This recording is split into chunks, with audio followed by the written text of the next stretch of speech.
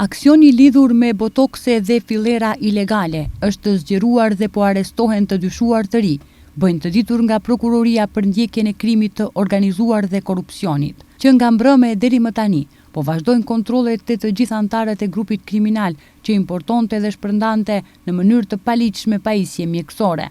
Fillimisht u arrestuan më shumë se 10 të dyshuar.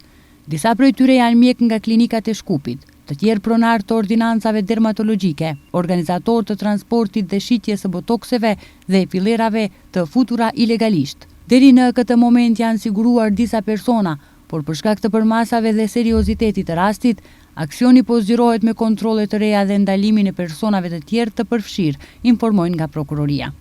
Sipas informacioneve nga Ministria e Punëve të Brendshme, me urdhër të gjykatës themelore penale, po kryen mbastisje në disa lokacione në Shkup, si dhe në Strumic dhe Manastir.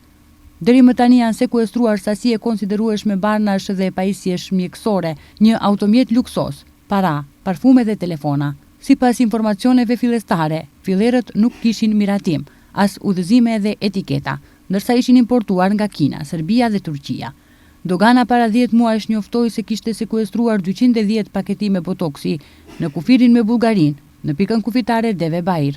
Ato i transportonte një person që kishte ardhur nga Stambolli.